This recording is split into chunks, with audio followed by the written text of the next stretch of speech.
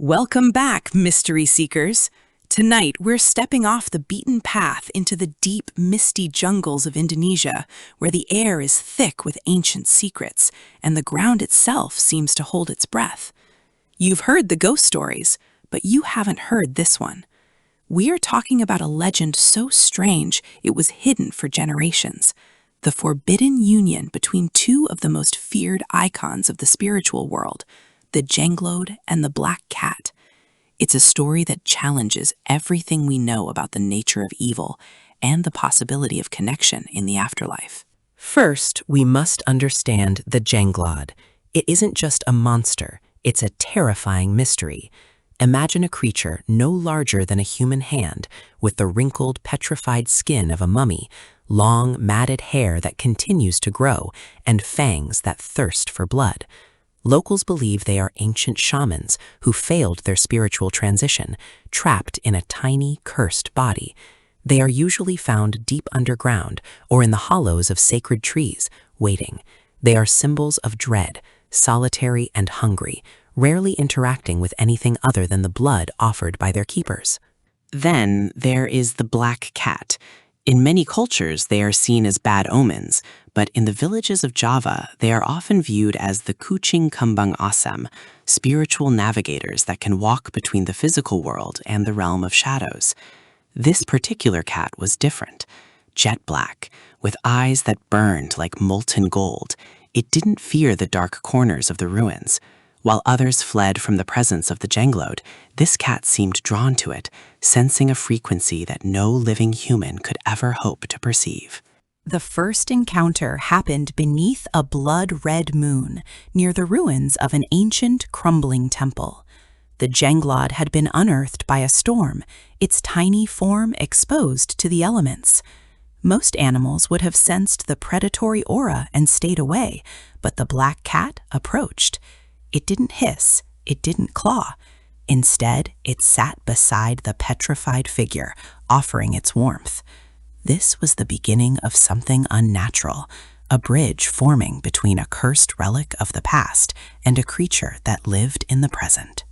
As the weeks passed, the bond deepened. Villagers began to whisper about a shadow that moved with two sets of eyes. They saw the cat carrying the Jenglod in its mouth, moving it from place to place, almost as if it were protecting the tiny spirit. It wasn't love in the way humans understand it. It was a resonance of souls. Both were outcasts, both were feared, and in each other's presence, the Jenglod's thirst seemed to subside, replaced by a strange, quiet stillness that terrified those who witnessed it. But the village elders were afraid. To them, this was a violation of the cosmic order.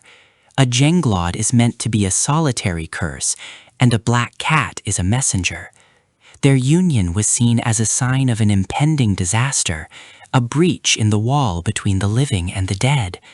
They believed that the cat was feeding the Jenglod its own spiritual energy, making the creature stronger and more dangerous than ever before. Rumors spread like wildfire, and soon fear turned into a hunt. The nature of this love was indeed forbidden. It created a vortex of dark energy that began to affect the village. The crops withered, and the air grew cold even in the heat of the day.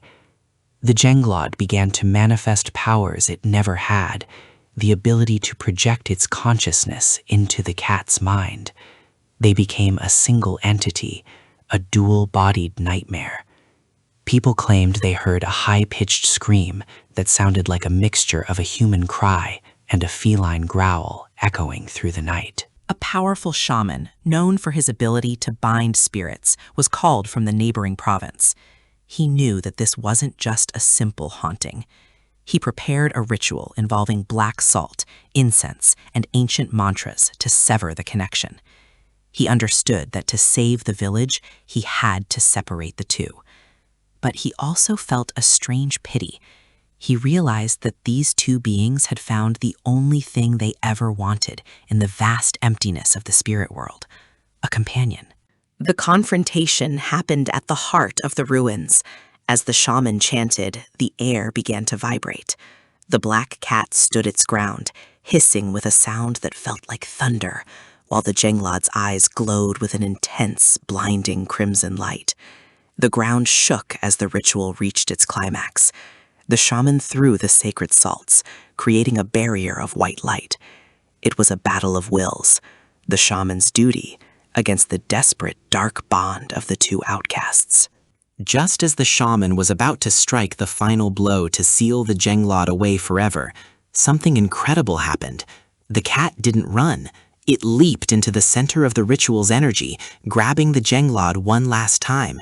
In a flash of dark light, they both vanished.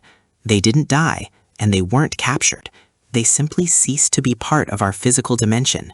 The shaman stood in the silence of the forest, the ritual broken, and the presence of the two entities gone from the world entirely.